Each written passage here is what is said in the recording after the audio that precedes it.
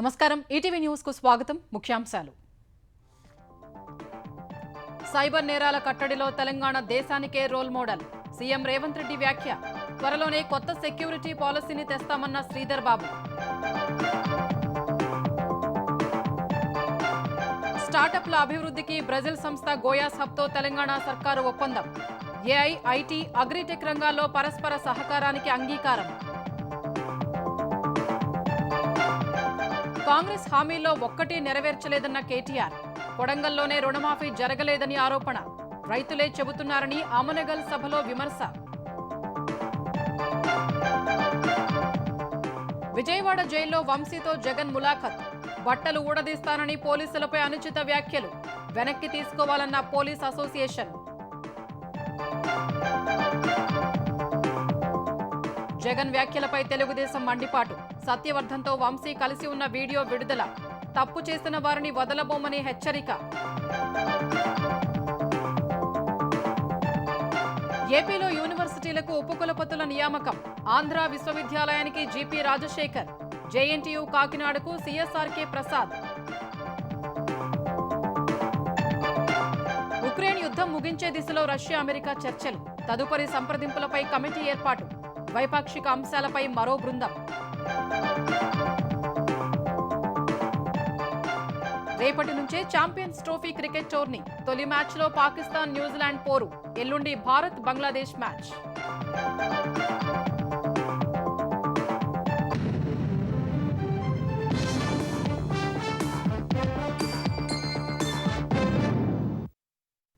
Cyber నేరాల నియంత్రణలో Telangana role model గా నిలుస్తోందని ముఖ్యమంత్రి రేవంత్ రెడ్డి తెలిపారు సైబర్ నేరాల సొమ్ము రికవరీలో సైబరాబాద్ పోలీసులు ముందున్నారని ప్రశంసించారు సైబర్ నేరాలకు పరిష్కారాన్ని కనుగొనేందుకు హైదరాబాద్ హెచ్ఏసీసీలో ఏర్పాటు చేసిన షీల్డ్ 2025 సదస్సులో ఐటీ శాఖ మంత్రి శ్రీధర్ బాబుతో కలిసి సీఎం పాల్గొన్నారు తెలంగాణలో సైబర్ సెక్యూరిటీ కోసం అనేక చర్యలు తీసుకున్నట్లు ఐటీ శాఖ మంత్రి శ్రీధర్ బాబు చెప్పారు కేంద్రం రూపొందించిన digital personal data and protection చట్టానికి అనుగుణంగా కొత్త సెక్యూరిటీ పాలసీని త్వరలో ఆవిష్కరిస్తామని మంత్రి తెలిపారు గతేడాది సైబర్ నేరాల దర్యాప్తు కోసం కొత్తగా 7 పోలీస్ స్టేషన్లు ఏర్పాటు చేశామని ముఖ్యమంత్రి రేవంత్ రెడ్డి చెప్పారు సైబర్ నేరాలు పెద్ద సవాలుగా మారాయన్న ఆయన రోజురోజుకి నేరాల శైలి మారుతోందన్నారు వస్తున్న మార్పులకు అనుగుణంగా ప్రజలు ప్రభుత్వం మారాలని సీఎం రేవంత్ రెడ్డి సూచించారు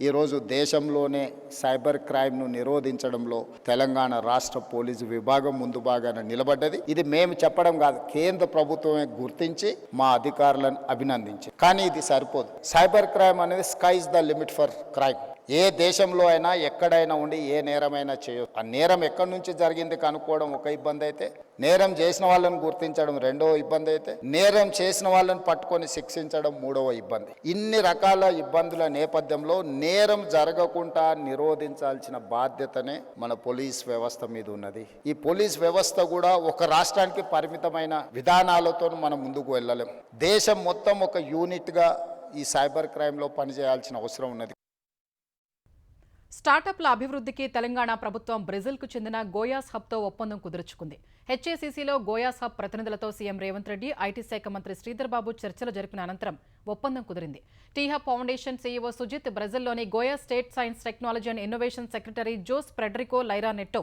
ఒప్పందంపై సంతకాలు చేశారు ఒప్పందం ద్వారా తెలంగాణ స్టార్టప్లకు బ్రెజిల్లో అవకాశాలు అలాగే బ్రెజిల్ స్టార్టప్లకు తెలంగాణలో అవకాశాలు లభిస్తాయి artificial intelligence IT agritech health care Biotech mining వంటి రంగాల్లో రెండు సంస్థలు పరస్పరం సహకరించుకుంటాయని ప్రభుత్వం తెలిపింది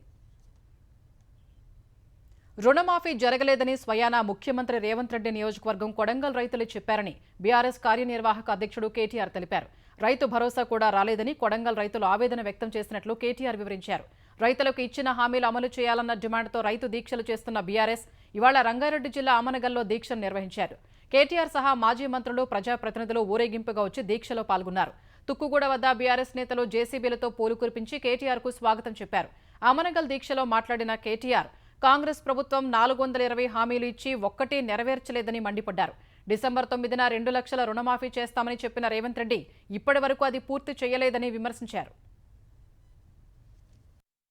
రైతులకు రుణమాఫీ అన్నాడు 10,000 కాదు 15,000 అన్నాడు వాళ్ళని మోసం చేసిండు రైతు కూలీలు 12,000 ఇస్తా అన్నాడు మరి ఇలా వాళ్ళకు మోసం చేసిండు రైతులు ఇప్పటి వరకు ఈ 420 రోజుల 420 పాలనలో 430 మంది రైతులు ఇప్పటికే ఆత్మహత్య చేసుకున్న ఒక దుర్మార్గమైన పరిస్థితి కాంగ్రెస్ పాలనలో ఉన్నది. 15,000 అని చెప్పిండా లేదా రైతు బంధు? ఇప్పుడు మళ్ళా 12,000 అని దానిలో కూడా కటింగ్ పెడతా ఉన్నాడు. మీరు యాది పెట్టుకోండి, రేవంత్ రెడ్డి ప్రభుత్వం వచ్చినాక ఇప్పటి వరకు రూపాయి కూడా రైతు బంధు వేయలే. తెలంగాణలో ఎస్సీ వర్గీకరణపై ఏర్పాటు చేసిన జస్టిస్ షమీం అఖ్తర్ కమిషన్ కాలపరిమితిని ప్రభుత్వం మరో నెల రోజులు పొడిగించింది. వాస్తవానికి కమిషన్ కాలపరిమితి నెల 10న ముగిసింది. ఇప్పుడు జస్టిస్ షమీం అఖ్తర్ కమిషన్ కాలపరిమితిని మార్చి 10 వరకు పొడిగిస్తున్నట్లు ప్రభుత్వం ఉత్తర్వుల్లో పేర్కొంది. ఆంధ్రప్రదేశ్లో విద్యారంగాన్ని దేశంలో నెంబర్ 1గా మార్చడమే లక్ష్యమని ఏపీ విద్యాశాఖ మంత్రి నారా లోకేష్ అన్నారు. కేజీ టు పీజీ విద్యా విధానంలో సమూల మార్పులు తెస్తున్నామని, కళాశాల విద్య పూర్తవగానే ఉద్యోగం వచ్చేలా నైపుణ్యాలు అభివృద్ధి చేస్తున్నామని లోకేష్ వెల్లడించారు. ఏపీలో విద్యా నైపుణ్యాల అభివృద్ధి చేసేందుకు సులోచనాదేవి సింఘానియా స్కూల్ ట్రస్టుతో ప్రభుత్వం ఒప్పందం కుదుర్చుకుంది. మంత్రి లోకేష్ సమక్షంలో ప్రభుత్వం సింఘానియా గ్రూప్ మధ్య ఒప్పందం కుదిరింది. తొలుత తిరుపతి జిల్లాలోని 14 పాఠశాలల్లో మార్పులు తేవాలని నిర్ణయించారు. బోధనలో నాణ్యత, ఉపాధ్యాయులకు శిక్షణ ఇవ్వాలని, స్పోకెన్ ఇంగ్లీష్ శిక్షణ, విద్యా నైపుణ్యాలు పెంచాలని నిర్ణయించారు. ఈ మార్పుల ద్వారా 5 ఏళ్లలో 1,00,000 మంది విద్యార్థులకు మెరుగైన విద్య అందనుందని మంత్రి తెలిపారు. తర్వాత విశాఖ, కాకినాడ, అమరావతికి ట్రస్ట్ సేవలు విస్తరించనున్నట్టు చెప్పారు. వల్లభనేని వంశీని తప్పుడు కేసుల్లో అన్యాయంగా ఇరికించారని వైసీపీ అధినేత జగన్ ఆరోపించారు. ఆంధ్రప్రదేశ్లో శాంతి భద్రతలు దిగజారాయనేందుకు వంశీ అరెస్టే నిదర్శనమని చెప్పారు. విజయవాడలోని జిల్లా జైల్లో ఉన్న వంశీని జగన్ ములాఖత్తులో కలిశారు. పార్టీ నేతలతో కలిసి వచ్చిన జగన్ తాము అధికారంలోకి వచ్చిన తర్వాత అన్యాయం చేసిన వారి సంగతి చూస్తామంటూ పోలీసుల్ని హెచ్చరించారు. తెలుగుదేశం నాయకులు చెప్పినట్టు నడుచుకునే పోలీసుల బట్టలు ఊడదీస్తామంటూ వ్యాఖ్యానించారు. ఈ కేసులో గన్నవరం తెలుగుదేశం పార్టీ ఆఫీసులో కంప్యూటర్ ఆపరేటర్గా పనిచేస్తా ఉన్న సత్యవర్ధన్ అనే ఈ వ్యక్తి ఫిర్యాదు చేసిన ఇదే వ్యక్తి జడ్జి గారి సమక్షంలో వంశీ ఎలాంటి తప్పు చేయలేదు అని చెప్పినప్పటికీ కూడా వంశీ మీద తప్పుడు కేసులు ఈరోజు బనాయించడం జరిగింది. ప్రతి పోలీసు వ్యక్తికి కూడా చెప్తా ఉన్నా, తెలుగుదేశం పార్టీ నాయకులకు సెల్యూట్ కొట్టడం మొదలుపెట్టి అన్యాయాలు చేయడం మొదలు పెడితే మాత్రం రేపొద్దున మళ్ళీ మా అధికారం వస్తుంది. వచ్చినప్పుడు అన్యాయం చేసిన వీళ్ళందరినీ, వీళ్ళ అధికారులందరినీ, అన్యాయం చేసిన ఈ నాయకులందరినీ కూడా బట్టలు తీసి నిలబెడతామని చెప్పి కూడా ఈ సందర్భంగా తెలియజేస్తా ఉన్నాం. దళితుడైన సత్యవర్ధన్ను కిడ్నాప్ చేసి హత్య చేస్తానని బెదిరించిన వంశీని ఏ ముఖం పెట్టుకుని జగన్ రెడ్డి పరామర్శించారని కూటమి నేతలు విమర్శలు గుప్పించారు. 5 ఏళ్లు పోలీసు యంత్రాంగాన్ని సొంత సైన్యంలా వాడుకుని రాజకీయ ప్రత్యర్థుల్ని వేధించిన జగన్కు ఇప్పుడు పోలీసుల టోపీలపై సింహం బొమ్మలు ఉంటాయని గుర్తొచ్చిందా అని ఏపీ ఆరోగ్య మంత్రి సత్యకుమార్ యాదవ్ ఎద్దేవా చేశారు. జగన్ రెడ్డికి నిజం చెబితే తల 1000 ముక్కలవుతుందనే శాపమేమైనా ఉందా అని మంత్రి లోకేష్ ప్రశ్నించారు. 100 మందికి పైగా వైసీపీ రౌడీలు తెలుగుదేశం పార్టీ కార్యాలయంపై దాడి చేయటం కోట్లాది ప్రజలు కళ్లారా చూశారంటూ దాడి వీడియోను లోకేష్ పోస్ట్ చేశారు. నేరస్తుడైన పులివెందుల ఎమ్మెల్యే మరో నేరస్తుడిని సబ్జైల్లో కలిసి కట్టుకథలు బాగా అల్లారని హోంమంత్రి అనిత విమర్శించారు. బట్టలూడదీసి కొడతామంటున్న జగన్కు ప్రజలు అదే పని ఎన్నికల్లో చేసి చూపింది సరిపోలేదా అని ప్రశ్నించారు. జగన్కు దళితుల కన్నా నేరస్తుడు ఎక్కువైపోయాడా అని తెలుగుదేశం ఆంధ్రప్రదేశ్ అధ్యక్షులు పల్లా శ్రీనివాస్ ధ్వజమెత్తారు.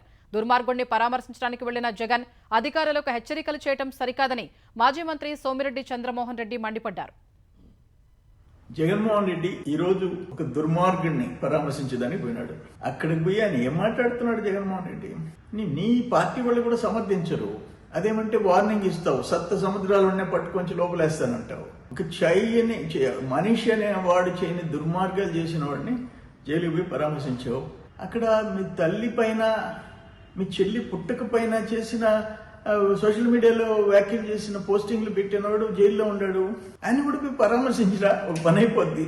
మనం సమాజంలో ఎంతమందిని పార్టీ నాయకుల్ని, ముఖ్యమంత్రిని చూసాం, కానీ ఇంత నీచమైన ఆలోచనలు ఉండే ఒక పార్టీ అధ్యక్షుడిని మనం ఎప్పుడు చూడాలి. అన్ఫార్చునేట్.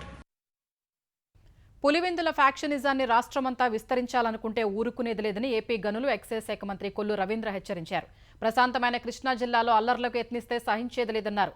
సత్యవర్ధన్ను కిడ్నాప్ చేసిన మాజీ ఎమ్మెల్యే వల్లభనేని వంశీ అతన్ని హైదరాబాద్ తీసుకెళ్లినప్పటి సీసీటీవీ దృశ్యాల్ని కొల్లు రవీంద్ర విడుదల చేశారు. ఈ నెల 11న హైదరాబాద్ మైహోం భుజాలో వంశీ అతని అనుచరుల మధ్య లిఫ్ట్లో సత్యవర్ధన్ ఉన్నప్పటి దృశ్యాలు అందులో ఉన్నాయి. వంశీ ఆయన అనుచరులు సత్యవర్ధన్ను కిడ్నాప్ చేశారు అనడానికి సీసీటీవీ ఫుటేజే సాక్ష్యమని మంత్రి తెలిపారు. భయపెట్టి కిడ్నాప్ చేసి అతను కేసును వాపసు తీసుకునేలాగా చేసింది వాస్తవం కదా? అందులో ఉంది మీరు కాదా? ఆ చేతులు మడత పెట్టుకుని అక్కడ నుంచున్న అతని వ్యక్తులు సత్యవర్ధన్ కాదా? అతను ఎదురుగా ఉండి బెదిరిస్తుంది మీరు కాదా? ఇదంతా చేసి మీరు ఇవాళ సాక్ష్యాలతో సహా బట్టబయలు బయట దొరికితే మీరు పోలీసులను బెదిరిస్తారా? విచారణ చేస్తూ ఇన్వెస్టిగేషన్లో ఉన్నటువంటి అధికారుల్ని గుడ్డలేడ తీస్తానంటారు. ఏంది జగన్మోహన్ రెడ్డి గారు మీ సంస్కృతి, మీరు మాట్లాడే విధానం? అధికారుల్ని భయపెట్టడానికి ఇవాళ దీని మీద కూడా కేసు పెట్టాల్సినటువంటి అవసరం ఉంది. మీ గుడ్డలు తీస్తాను, మీరు ఎక్కడున్నా తీసుకొచ్చి నిలబెడతానని చెప్పి ఒక బాధ్యత కలిగినటువంటి వ్యక్తి, ఒక మాజీ ముఖ్యమంత్రి మాట్లాడాల్సినటువంటి మాటలేనా? జగన్ వ్యాఖ్యలపై ఆంధ్రప్రదేశ్ పోలీసు అధికారుల సంఘం మండిపడింది. పోలీసులపై అవమానకర బెదిరింపు వ్యాఖ్యల్ని మానుకోవాలని హితో పలికింది. బట్టలు ఊడదీసి నిలబెడతానన్న మాజీ సీఎం వ్యాఖ్యలు పోలీసుల ఆత్మస్థైర్యాన్ని దెబ్బతీస్తాయని తెలిపింది. వెంటనే ఆ వ్యాఖ్యల్ని వెనక్కి తీసుకోవాలని ఏపీ పోలీసు అధికారుల సంఘం అధ్యక్షుడు జనకుల శ్రీనివాసరావు డిమాండ్ చేశారు. ఏపీలో ఇప్పుడు విధులు నిర్వహిస్తున్న పోలీసులే వైసీపీ ప్రభుత్వంలో కూడా పనిచేశారన్న విషయాన్ని జగన్ గుర్తుంచుకోవాలని సూచించారు. రాజకీయాలు, వర్గాలు, రాగద్వేషాలకు అతీతంగా పోలీసులు పనిచేస్తారని తెలిపారు. రాజకీయ లబ్ధి కోసం శాంతి భద్రతలు దిగజారాయని ఒక మాజీ సీఎం వ్యాఖ్యానించడం అత్యంత దురదృష్టకరమని అన్నారు. 4 సింహాలు పోలీసు, దానికి సెల్యూట్ చేస్తామే తప్ప చట్టాల పట్ల, ప్రజాస్వామ్యం పట్ల వ్యతిరేకత ఉన్న వాళ్ళు ఎవరు కూడా మేము సెల్యూట్ కొట్టమని చెప్పేసి ఈ సందర్భంగా తెలియపరుస్తా ఉన్నాం. మాజీ ముఖ్యమంత్రిగా పనిచేసిన మీరు ఈ రోజు ఈ విధంగా మాట్లాడుతుంటే అది చాలా దురదృష్టకరంగా ఆంధ్రప్రదేశ్ పోలీస్ అధికారుల సంఘం భావిస్తూ ఉన్నది. మీరే వీళ్ళు ఈ విధంగా మాట్లాడితే మీ కింద వాళ్ళు ఇంకా ఎలా మాట్లాడతారో ఒకసారి మీరు మననం చేసుకోవాలి. లాండ్ ఆర్డర్ ఫెయిల్ అయిపోయిందని ఆ వ్యాఖ్యలన్నీ ప్రజల్లో తీసుకొస్తే మీరు ప్రజాస్వామ్యానికి దీనికి ఏం సంకేతం ఇస్తున్నారో మాకు అర్థం కావట్లేదు. చాలా బాధగా ఉంది. ఆంధ్రప్రదేశ్లో వర్సిటీలకు ఉపకులపతులను నియమిస్తూ గవర్నర్ అబ్దుల్ నజీర్ నోటిఫికేషన్ విడుదల చేశారు. ఆంధ్ర యూనివర్సిటీ వైస్ ఛాన్సలర్గా ప్రొఫెసర్ జీపీ రాజశేఖర్ను నియమించారు. ప్రస్తుతం ఐఐటీ ఖరగ్పూర్లో గణిత శాస్త్ర ఆచార్యునిగా పనిచేస్తున్న రాజశేఖర్ 3 ఏళ్లు ఏయూ వీసీగా కొనసాగనున్నారు. కాకినాడ జేఎన్టీ ఉపకులపతిగా సీఎస్ఆర్కే ప్రసాద్ను నియమించారు. ప్రస్తుతం CSRK Prasad Warangal NIT civil engineering విభాగపు ప్రొఫెసర్గా పనిచేస్తున్నారు. మచిలీపట్నం కృష్ణా వర్సిటీ వీసీగా కె రామ్జేని నియమించారు. తిరుపతి పద్మావతి మహిళా వర్సిటీ వీసీగా ఉమా, అనంతపురం జేఎన్టీయూ వీసీగా హెచ్ సుదర్శన్ రావులను నియమిస్తూ గవర్నర్ ఉత్తర్వులు జారీ చేశారు. ఓయూలో కెమికల్ ఇంజనీరింగ్ విభాగంలో పనిచేస్తున్న బసవరావును కర్నూలు రాయలసీమ వర్సిటీ ఉపకులపతిగా నియమించారు. యోగి వేమన వర్సిటీ వీసీగా ప్రొఫెసర్ పి ప్రకాష్ బాబు, ఢిల్లీ వర్సిటీలో ప్రొఫెసర్ అల్లం శ్రీనివాసరావును విక్రమసింహపురి వర్సిటీ వీసీగా నియమించారు. ఆదికవి నన్నయ్య వర్సిటీ వీసీగా ప్రసన్నశ్రీని నియమిస్తూ గవర్నర్ ఉత్తర్వులిచ్చారు. జేఎన్టీయూ హైదరాబాద్ ఉపకులపతిగా ప్రొఫెసర్ కిషన్ కుమార్ రెడ్డిని నియమిస్తూ తెలంగాణ గవర్నర్ జిష్ణుదేవ్ వర్మ ఆదేశాలు జారీ చేశారు. 3 ఏళ్ల పాటు కిషన్ కుమార్ రెడ్డి జేఎన్టీయూహెచ్ వీసీగా కొనసాగుతారని ఉత్తర్వుల్లో పేర్కొన్నారు. కిషన్ కుమార్ రెడ్డి గతంలో జేఎన్టీయూహెచ్ రెక్టార్గా, పండిట్ దీన్ దయాళ్ పెట్రోలియం వర్సిటీ వీసీగా బాధ్యతలు నిర్వర్తించారు. కాకినాడ జిల్లా తుని పురపాలక సంఘం ఉపాధ్యక్ష ఎన్నిక 4వసారి వాయిదా పడింది. ఇవాళ కూడా కోరం లేక ఎన్నిక వాయిదా వేశారు. ఉదయం 10 మంది టీడీపీ కౌన్సిలర్లు సమావేశానికి హాజరయ్యారు. వైసీపీ కౌన్సిలర్లు హాజరు కాలేదు. వైసీపీ కౌన్సిలర్లను స్వేచ్ఛగా ఓటు వేయకుండా దాడిశెట్టి రాజా నిర్బంధించారని ఆరోపిస్తూ ఆందోళనకు దిగిన టీడీపీ శ్రేణుల్ని పోలీసులు చెదరగొట్టారు. కోరం లేకపోవడంతో ఎన్నిక వాయిదా వేస్తున్నట్టు రిటర్నింగ్ అధికారి రవికుమార్ ప్రకటించారు. మన్యం జిల్లా పాలకొండ నగర పంచాయతీ చైర్మన్ ఎన్నిక కూడా కోరం లేక వాయిదా పడింది. మొత్తం 19 మంది సభ్యుల్లో 5 కూటమి సభ్యులు హాజరు కాగా 14 మంది వైసీపీ సభ్యులు గైర్హాజరయ్యారు. తిరుమలకు కల్తీ నెయ్యి సరఫరా కేసులో 4 నిందితులకు సిట్ కస్టడీ ముగిసింది. ఉత్తరాఖండ్కు చెందిన బోలే బాబా డైరీ మాజీ directors Pomil Jain, Vipin Jain, Vaishnavi dairy CEO Vinay Kant Chavda, తమిళనాడులోని ఏఆర్ డైరీ ఎండీ రాజశేఖర్ను తిరుపతి సిట్ కార్యాలయంలో అధికారులు 5 రోజులు ప్రశ్నించారు. కోర్టు ఇచ్చిన సమయం ముగియడంతో నిందితులకు రియా ఆసుపత్రిలో వైద్య పరీక్షలు చేయించి తిరుపతి 2వ అదనపు మ్యాజిస్ట్రేట్ కోర్టు న్యాయమూర్తి ఎదుట హాజరుపరిచారు. నిందితులు విచారణకు సహకరించలేదని, మరికొన్ని రోజులు కస్టడీకి ఇవ్వాలని కోరినట్లు తెలుస్తోంది. ఈ కేసులో నిందితుల బెయిల్ పిటిషన్లపై రేపు విచారణ జరగనుంది.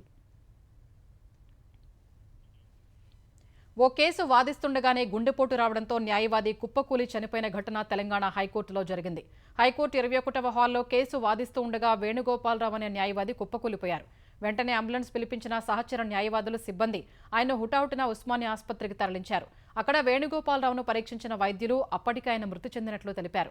వేణుగోపాలరావు మృతికి సంతాపంగా 21వ కోర్టు హాల్లో విచారణ వెంటనే నిలిపివేస్తున్నట్లు న్యాయమూర్తి ప్రకటించారు. మిగిలిన కోర్టు హాల్స్లో అత్యవసర పిటిషన్లు, పాజోవర్ పిటిషన్లను విచారించి రెగ్యులర్ పిటిషన్లను వాయిదా వేశారు. ప్రభుత్వ ఆదేశాలతో ఇసుక నిల్వలు అక్రమ రవాణాపై తెలంగాణ పోలీసులు ప్రత్యేక దృష్టి సారించారు. హైదరాబాద్లోని 3 కమిషనరేట్ల పరిధిలో ఎప్పటికప్పుడు స్పెషల్ డ్రైవ్స్ చేపడుతూ ఇసుక అక్రమ రవాణాపై ఉక్కుపాదం మోపుతున్నారు. తాజాగా నార్త్ జోన్లో సంయుక్తంగా దాడులు చేసిన టాస్క్ ఫోర్స్, రెవెన్యూ అధికారులు సరైన పత్రాలు, వేబిల్లులు లేకుండానే అక్రమంగా ఇసుక డంపులు నిర్వహిస్తున్నట్టు గుర్తించారు. రాచకొండ పరిధిలో 107 మందిపై 71 కేసులు నమోదు చేశారు. 44 ఇసుక డంపుల్లోని 58 లక్షల రూపాయలకు పైగా విలువైన 3,762 టన్నుల ఇసుక సీజ్ చేశారు. తెలుగు రాష్ట్రాలకు చెందిన ప్రముఖులు ప్రయాగ్రాజ్ మహాకుంభమేళాలో పుణ్యస్నానం ఆచరించారు. మాజీ ఉపరాష్ట్రపతి వెంకయ్యనాయుడు కుటుంబ సభ్యులతో కలిసి వెళ్లి గంగా, యమున, సరస్వతి నదుల త్రివేణి సంగమంలో పుణ్యస్నానాలు చేశారు. ఆంధ్రప్రదేశ్ ఉప ముఖ్యమంత్రి పవన్ కళ్యాణ్ దంపతులు కూడా ప్రయాగ్రాజ్లో పుణ్యస్నానం చేశారు. ప్రత్యేక పూజల్లో పాల్గొన్నారు.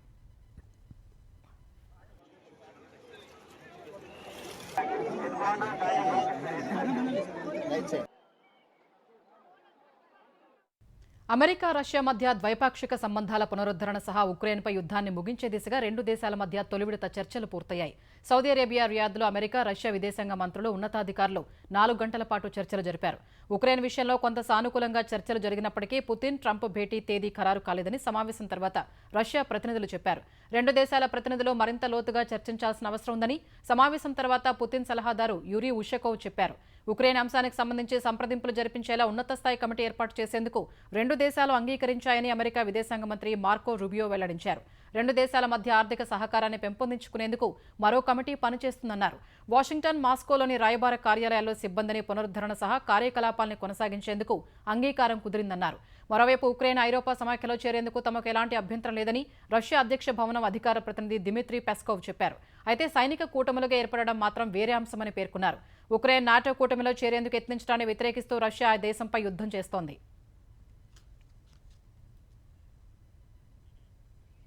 వాణిజ్యం, పెట్టుబడులు, సాంకేతికత, ఇంధనం వంటి అంశాలను దృష్టిలో పెట్టుకుని భారత్, ఖతార్ మధ్య సంబంధాల్ని వ్యూహాత్మక స్థాయికి పెంచాలని ప్రధాని మోదీ ఖతార్ పాలకుడు షేక్ తమీమ్ బిన్ హమద్ నిర్ణయించారు. భారత పర్యటనకు వచ్చిన ఖతార్ పాలకుడు షేక్ తమీమ్తో ప్రధాని మోదీ ఢిల్లీలోని హైదరాబాద్ హౌస్లో చర్చలు జరిపారు. ప్రాంతీయ, అంతర్జాతీయ అంశాలపై ఇరువురు నేతలు చర్చించినట్లు భారత విదేశాంగ శాఖ తెలిపింది. ఈ సందర్భంగా డబుల్ టాక్సేషన్ నివారణ, ఆదాయ పన్ను ఎగవేతల నివారణకు పునర్వ్యవస్థీకరించిన ఒప్పందంపై ఇరు దేశాలు సంతకాలు చేశాయి. ఖతార్ ప్రధానమంత్రి, భారత ఆర్థిక మంత్రి నిర్మలా సీతారామన్ ఒప్పందాలు మార్చుకున్నారు. దాదాపు 27 ఏళ్ల తర్వాత ఢిల్లీలో అధికారం దక్కించుకున్న బీజేపీ నూతన ప్రభుత్వ ప్రమాణ స్వీకారోత్సవానికి భారీ ఏర్పాట్లు చేస్తోంది. ఈ నెల 20న జరిగే ఈ కార్యక్రమానికి 20 రాష్ట్రాల సీఎంలు, డిప్యూటీ సీఎంలు, కేంద్ర మంత్రులు, బీజేపీ అగ్రనేతలు హాజరు కానుండగా 50 మంది సినీతారులు, పారిశ్రామికవేత్తలు, ఇరు దేశాల దౌత్యవేత్తల్ని ఆహ్వానించినట్లు తెలుస్తోంది. ఢిల్లీకి చెందిన పలువురు రైతులు, కేంద్ర పథకాల లబ్ధిదారుల్ని కూడా ఆహ్వానించినట్లు తెలిసింది. యోగా గురు బాబా రామ్దేవ్, స్వామి చిదానంద, బాబా బాగేశ్వర్ ధీరేంద్ర శాస్త్రి తదితర ఆధ్యాత్మిక గురువులు ప్రత్యేక అతిథులుగా హాజరు కానున్నారు. ఎల్లుండి సాయంత్రం 4:30 గంటలకు జరిగే ప్రమాణ స్వీకారోత్సవానికి రామ్లీలా మైదాన్లో భారీ ఏర్పాట్లు జరుగుతున్నాయి. ఢిల్లీ అసెంబ్లీలో 70 శాసనసభ స్థానాలకు ఈ నెల 5న పోలింగ్ జరగ్గా 48 స్థానాల్లో బీజేపీ గెలుపొందింది. ఆమ్ ఆద్మీ పార్టీ 22 స్థానాలకే పరిమితమైంది. ఢిల్లీ సీఎం రేస్లో పర్వేష్ వర్మ పేరు ప్రముఖంగా వినిపిస్తోంది. రేపు సమావేశం కానున్న బీజేపీ శాసనసభాపక్షం ఢిల్లీ కొత్త సీఎంను ఎన్నుకోనుంది. యూట్యూబ్ షోలో అసభ్యకరమైన వ్యాఖ్యలపై దాఖలైన కేసులో ప్రముఖ యూట్యూబర్ రణ్వీర్ అల్హాబాదియాకు సుప్రీంకోర్టు తాత్కాలిక ఊరట కల్పించింది. అరెస్టు నుంచి రక్షణ కల్పించింది. ఇదే సమయంలో యూట్యూబ్ షోలో అతడు చేసిన వ్యాఖ్యల పట్ల తీవ్ర ఆగ్రహం వ్యక్తం చేసింది. మదిలో ఉన్న మురికిని యూట్యూబ్ షోలో వాంతి చేసుకున్నట్లుగా ఉందని ఘాటు వ్యాఖ్యలు చేసింది. ముంబై, గువాహటిలో రణ్వీర్పై దాఖలైన కేసులు అరెస్టు చేయకుండా ముందస్తు రక్షణ కల్పించిన సుప్రీంకోర్టు కొత్తగా ఎలాంటి కేసులు నమోదు చేయడానికి వీల్లేదని ఆదేశాలు జారీ చేసింది. ఇదే సమయంలో తదుపరి ఆదేశాలు ఇచ్చే వరకు రణ్వీర్తో పాటు అతని సహచరులు తమ యూట్యూబ్ ఛానల్లో ఎలాంటి ఎపిసోడ్లు ప్రసారం చేయడానికి వీల్లేదని తేల్చి చెప్పింది. రణ్వీర్ తన పాస్పోర్ట్ను ఠానే పోలీస్ స్టేషన్లో సమర్పించాలని ఆదేశించింది. ముందస్తు అనుమతి లేకుండా దేశం విడిచి వెళ్లరాదని సుప్రీంకోర్టు తెలిపింది. మహారాష్ట్ర, అసోంలో దాఖలైన ఎఫ్ఐఆర్లకు సంబంధించిన విచారణలకు సహకరించాలని రణ్వీర్ అల్హాబాదియాకు సూచించింది. బీహార్ రాజధాని పట్నాలో ఎదురుకాల్పుల ఘటన కలకలం రేపింది. మధ్యాహ్నం 2 గంటల ప్రాంతంలో కంకర్బాగ్ ఏరియాలోని ఓ నివాసం వెలుపల 4 దుండగులు కాల్పులకు తెగబడ్డారు. ఈ సమాచారం అందుకున్న పోలీసులు ఎస్టీఎఫ్ బృందాలతో కలిసి ఘటనా స్థలికి చేరుకున్నారు. వెంటనే ఓ ఇంట్లో నక్కిన దుండగులు పోలీసులపై కాల్పులకు తెగబడ్డారు. వెంటనే కాల్పులు ప్రారంభించిన పోలీసులు వారు ఉంటున్న ఇంటిని నలువైపుల నుంచి చుట్టుముట్టారు. తర్వాత లొంగిపోవాలని దుండగులకు సూచించారు. 4 రౌండ్ల కాల్పుల తర్వాత దుండగులు లొంగిపోయినట్లు పోలీసులు తెలిపారు. ఈ ఘటనలో ఎవరికీ ఎలాంటి గాయాలు కాలేదని చెప్పారు.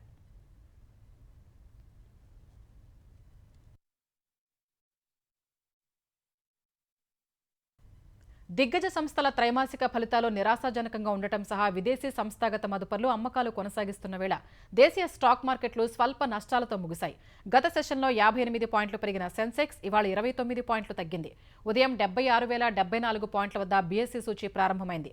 మొదట్లో 76,092 పాయింట్ల గరిష్ట స్థాయి నమోదు చేసిన సెన్సెక్స్ తర్వాత విపరీతమైన అమ్మకాల ఒత్తిడికి గురైంది. ఈ క్రమంలో 75,531 పాయింట్ల కనిష్ట స్థాయికి పడిపోయింది. చివరి గంటలో కాస్త కోలుకుని 75,967 పాయింట్ల వద్ద స్థిరపడింది. జాతీయ స్టాక్ ఎక్స్చేంజ్ సూచీ నిఫ్టీ 14 పాయింట్లు తగ్గి 22,945 పాయింట్ల వద్ద ముగిసింది.